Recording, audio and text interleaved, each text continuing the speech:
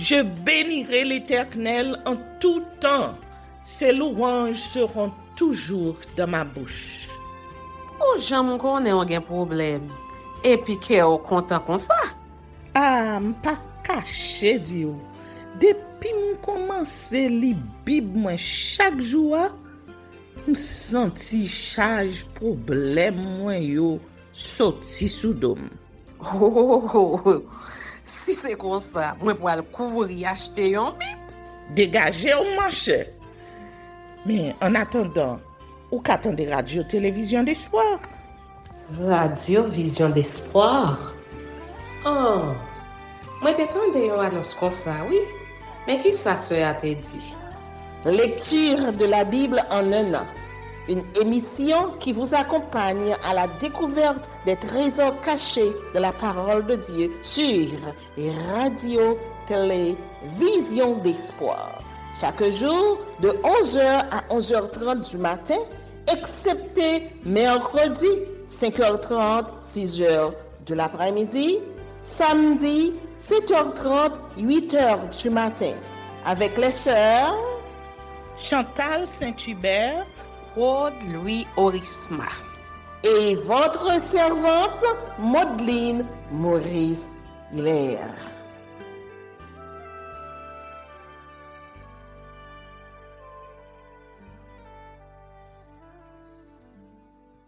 Saint-Esprit de Dieu, fais-nous la grâce de jouir de ta présence durant cette lecture qui enseigne, convainc, corrige, instruit et qui sauve.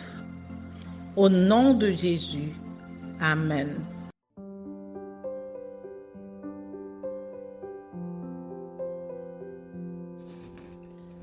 Un roi, chapitre 12. Roboam se rendit à Sichem, car tout Israël était venu à Sichem pour le faire roi. Lorsque Jéroboam, fils de Nébat, eut des nouvelles, il était encore en Égypte, où il s'était enfui, loin du roi Salomon, et c'était en Égypte qu'il demeurait. On l'envoya appeler. Alors, Jéroboam et toute l'assemblée d'Israël vinrent à Roboam et lui parlèrent ainsi. Ton père a rendu notre joug dur. Toi maintenant, allège cette rude servitude et le joug pesant que nous a imposé ton père, et nous te servirons. Il leur dit, allez, et revenez vers moi dans 3 jours. Et le peuple s'en alla. Le roi Roboam consulta les vieillards qui avaient été auprès de Salomon son père pendant sa vie, et il dit, que conseillez-vous de répondre à ce peuple? Et voici ce qu'ils lui dirent. Si aujourd'hui tu rends service à ce peuple, si tu leur cèdes, et si tu leur réponds par des paroles bienveillantes, ils seront pour toujours tes serviteurs. Mais Roboam laissa le conseil que lui donnaient des vieillards, et il consulta les jeunes gens qui avaient grandi avec lui et qui l'entouraient. Il leur dit, que conseillez-vous de répondre à ce peuple qui me tient ce langage? Allège le joug que nous a imposé ton père. Et voici ce que lui dirent les jeunes gens qui avaient grandi avec lui. Tu parleras ainsi à ce peuple qui t'a tenu ce langage. Ton père a rendu notre joug pesant, et toi allège-le nous. Tu leur parleras ainsi. Mon petit droit est plus gros que les reins de mon père. Maintenant, mon père vous a chargé d'un joug pesant, et moi, je vous le rendrai plus pesant. Mon père vous a châtié avec des fouets, et moi, je vous châtierai avec des scorpions. Jéroboam et tout le peuple vinrent à Roboam le 3e jour, suivant ce qu'avait dit le roi. Revenez vers moi dans 3 jours. Le roi répondit durement au peuple. Il laissa le conseil que lui avaient donné les vieillards, et il leur parla ainsi d'après le conseil des jeunes gens. Mon père a rendu votre joug pesant, et moi, je vous le rendrai plus pesant. Mon père vous a châtié avec des fouets, et moi, je vous châtierai avec des scorpions. Ainsi, le roi n'écouta point le peuple, car cela fut dirigé par l'Éternel, en vue de l'accomplissement de la parole que l'Éternel avait dite par Achija de Silo à Jéroboam, fils de Nébat. Lorsque tout Israël vit que le roi ne l'écoutait pas, le peuple répondit au roi, « Quelle part avons-nous avec David? Nous n'avons point d'héritage avec le fils d'Isaïe. À tes tentes, Israël maintenant, pourvoit à ta maison. David et Israël s'en alla dans ses tentes. » Les enfants d'Israël qui habitaient les villes de Juda furent les seuls sur qui régna Roboam. Alors le roi Roboam envoya Adoram, qui était préposé aux impôts, mais Adoram fut lapidé par tout Israël et il mourut. Et le roi Roboam se hâta de monter sur un char pour s'enfuir à Jérusalem. C'est ainsi qu'Israël s'est détaché de la maison de David jusqu'à ce jour. Tout Israël ayant appris que Jéroboam était de retour, ils l'envoyèrent appeler dans l'assemblée et ils le firent roi sur tout Israël. La tribu de Juda fut la seule qui suivit la maison de David. Roboam, arrivé à Jérusalem, rassembla toute la maison de Juda et la tribu de Benjamin, 180 000 hommes d'élite propres à la guerre, pour qu'ils combattissent contre la maison d'Israël, afin de la ramener sous la domination de Roboam, fils de Salomon.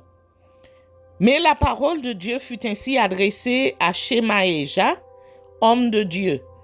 Parle à Roboam, fils de Salomon, roi de Juda, et à toute la maison de Juda et de Benjamin, et au reste du peuple, et dis-leur, ainsi parle l'Éternel, ne montez point, et ne faites pas la guerre à vos frères, les enfants d'Israël, que chacun de vous retourne dans sa maison, car c'est par moi que cette chose est arrivée.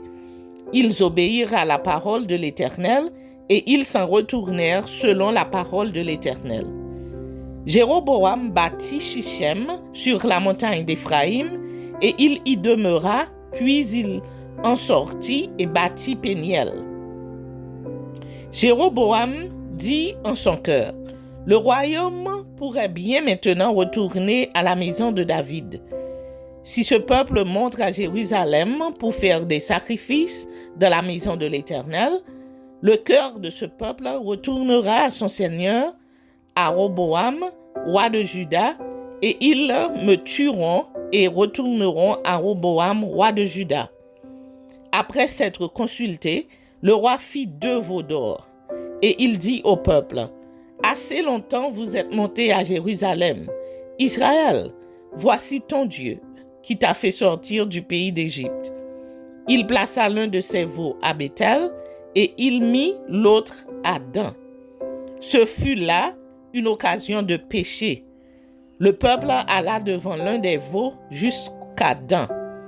Jéroboam fit une maison de haut lieu et il créa des sacrificateurs, pris parmi tout le peuple et n'appartenant point aux fils de Lévi. Il établit une fête au 8e mois, le 15e jour du mois, comme la fête qui se célébrait en Juda, et il offrit des sacrifices sur l'autel. Voici ce qu'il fit à Béthel, afin que l'on sacrifiât au veau qu'il avait fait. Il plaça à Béthel les prêtres des hauts lieux qu'il avait élevés. Et il monta sur l'autel qu'il avait fait à Béthel, le 15e jour du 8e mois qu'il avait choisi de son gré. Il fit une fête pour les enfants d'Israël, et il monta sur l'autel pour brûler des parfums.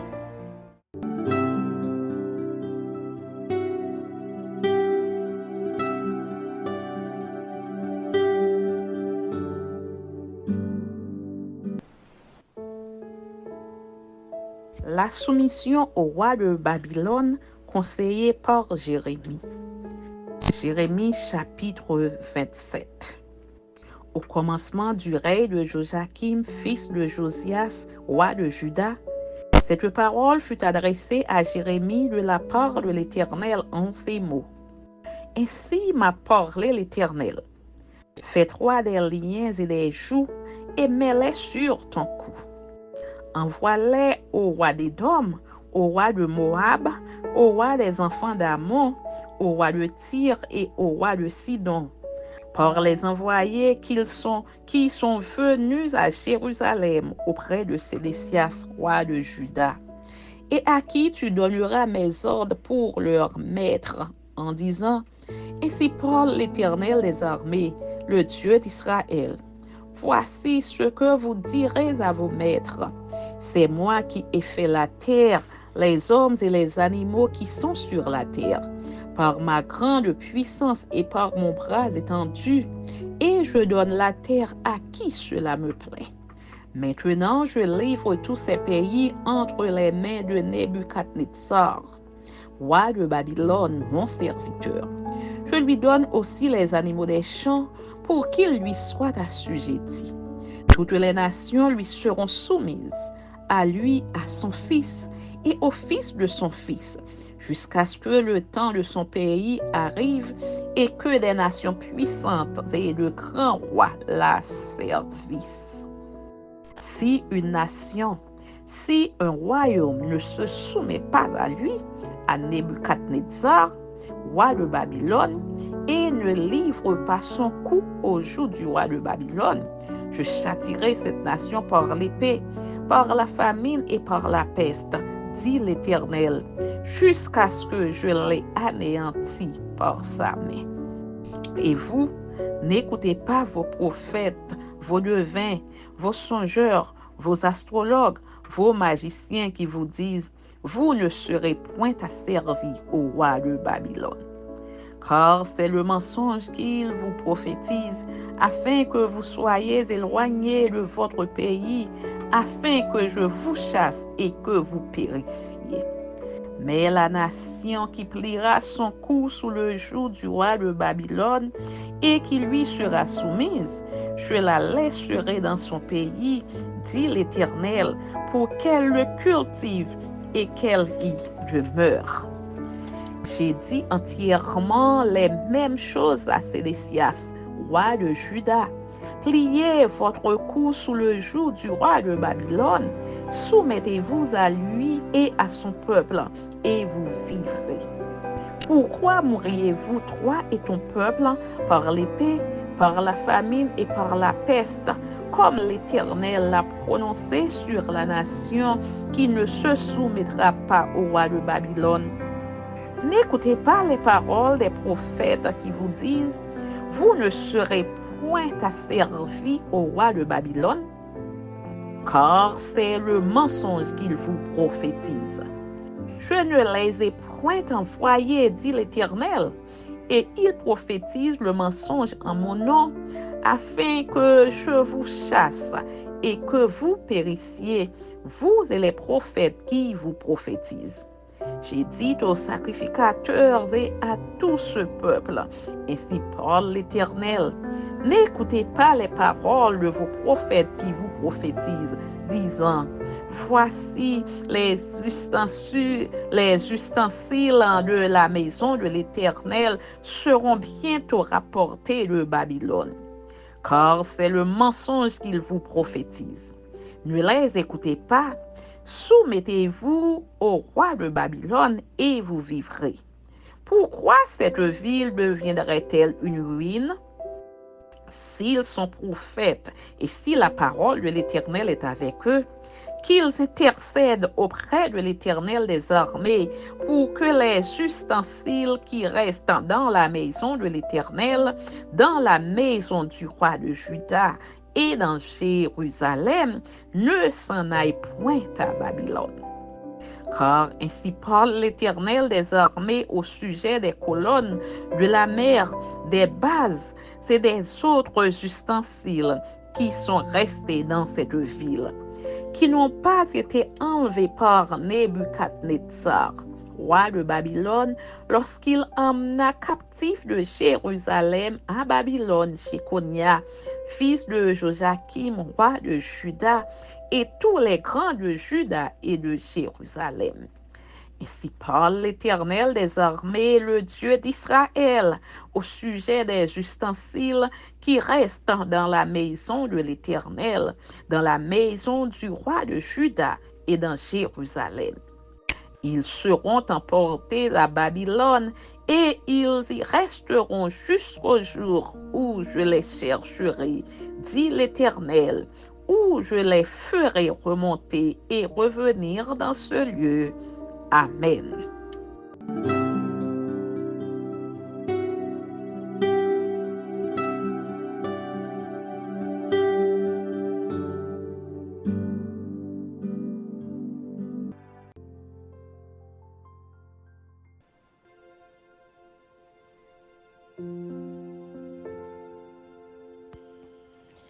Hébreux chapitre 11.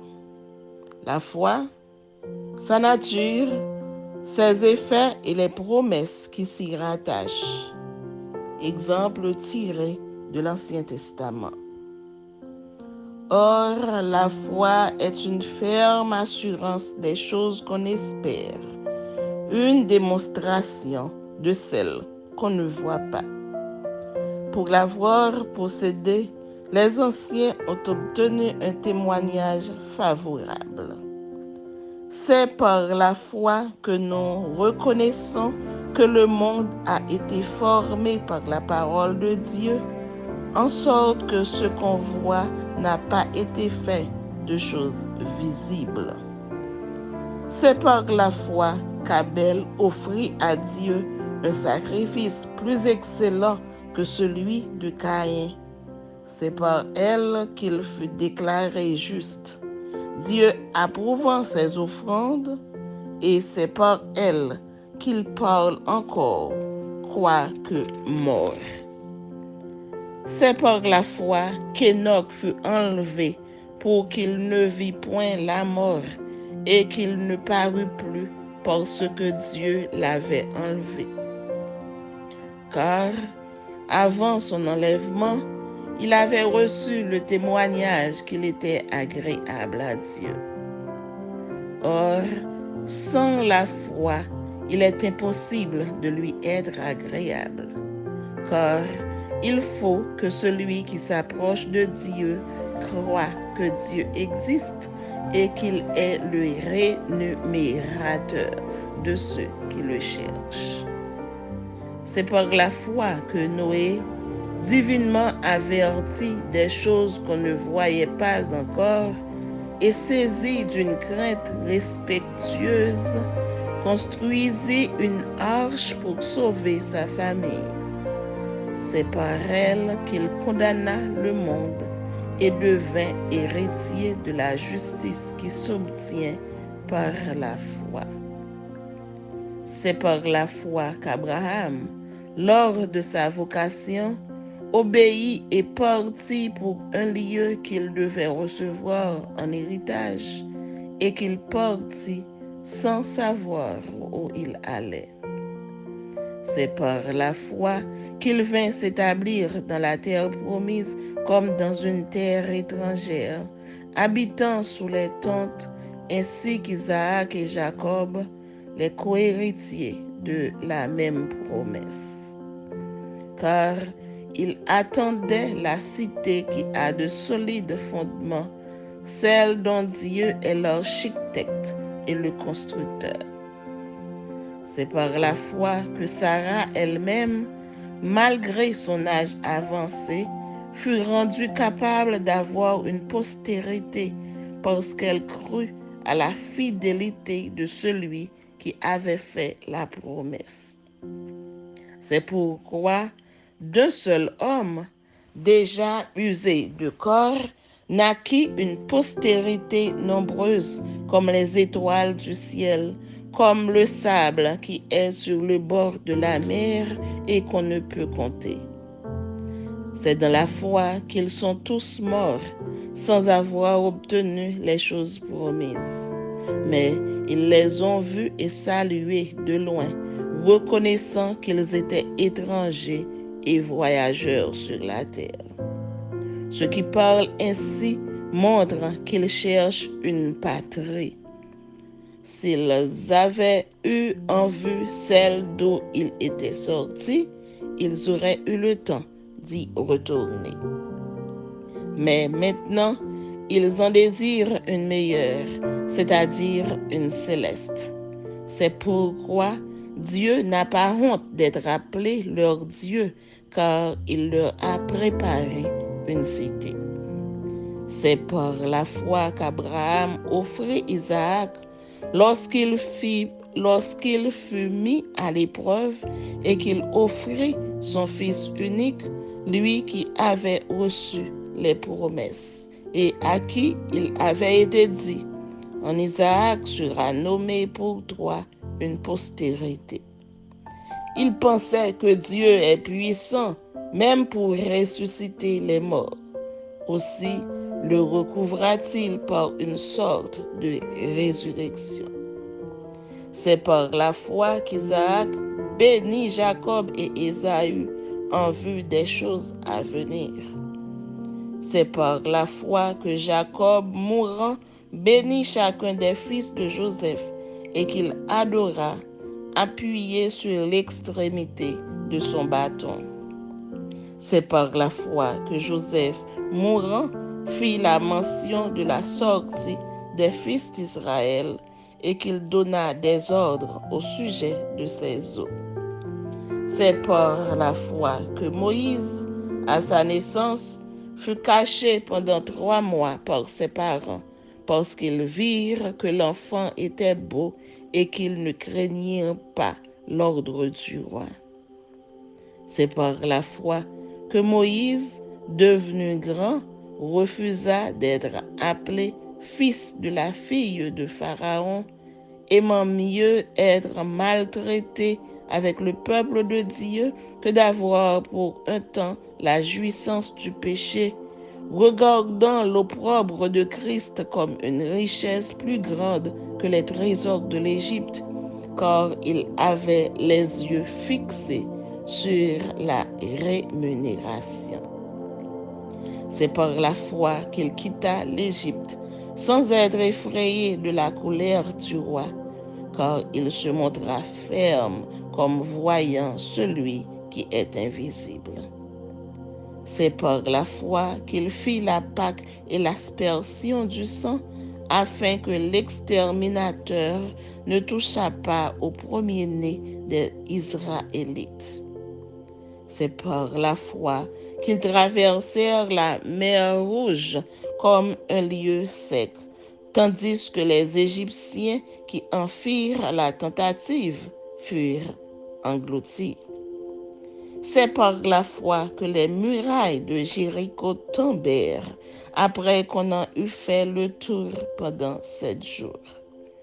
C'est par la foi que Rahab, la prostituée, ne périt pas avec les rebelles parce qu'elle avait reçu les espions avec bienveillance. Et que dirais-je encore?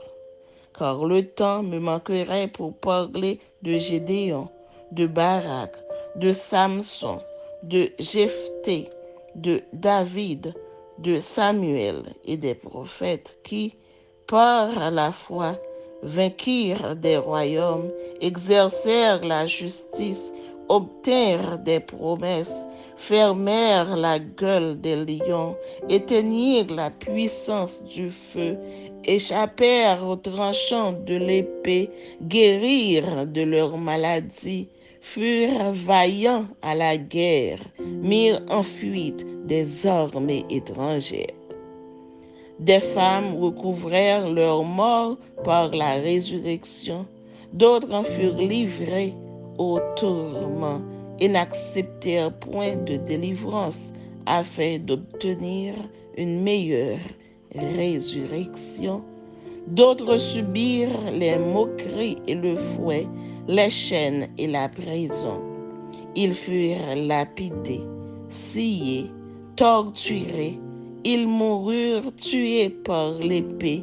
Ils allèrent çà et là vêtus de peaux de brebis et de peaux de chèvres, dénués de tout, persécutés, maltraités, eux dont le monde n'était pas digne, errant dans les déserts et les montagnes, dans les cavernes et les antres de la terre. Tout cela, à la foi desquels il a été rendu témoignage, n'ont pas obtenu ce qui leur était promis, Dieu ayant en vue quelque chose de meilleur pour nous, afin qu'ils ne parvinssent pas sans nous à la perfection.